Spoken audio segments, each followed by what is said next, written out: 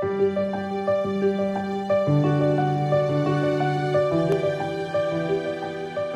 story. When I graduated college, I didn't have a single job offer.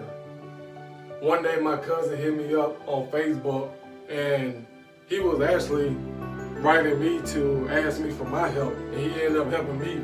So after I got finished helping him, he was like, yo man, so where you working at now? I said, I don't have no job offers, man, I'm still looking. He was like, hey, you tried ADP? If all you back in my hometown, you know, ADP is the factory where everybody go to work at. And so I was like, no man, well, I ain't trying to get down with ADP. It's like, well, they got an information technology department. That's what I got my degree in.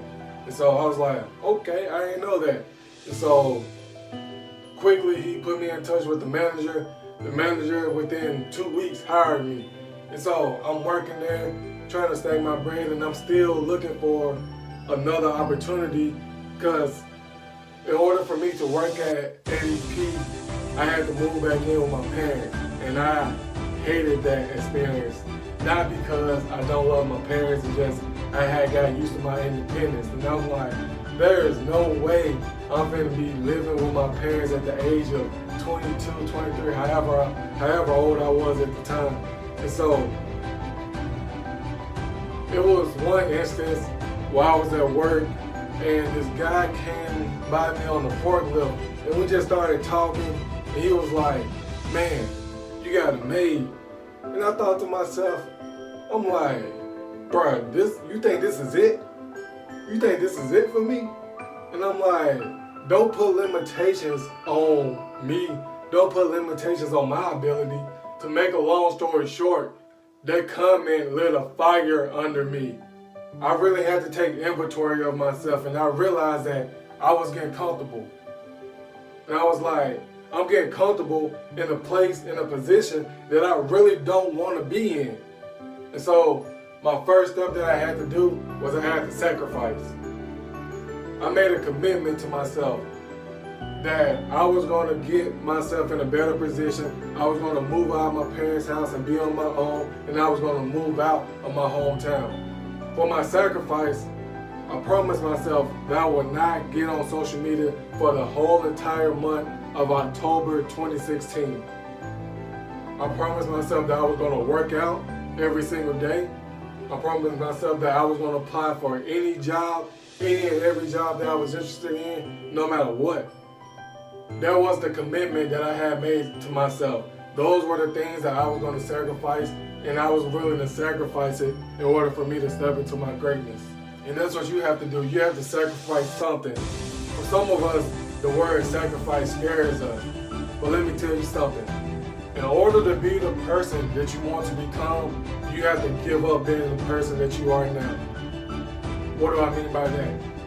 If you see yourself thriving, being blessed, not giving in to nothing, living life on your own accord, you have to really take inventory of, are you living your life like that right now?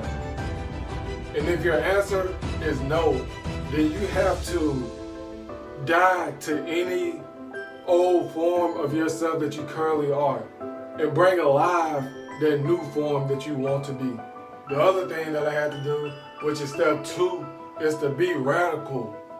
Like, be radical with the person that you want to be, man. Don't let any type of negativity come to you and stop your progress from becoming the person that you ultimately want to become. I was willing to be radical.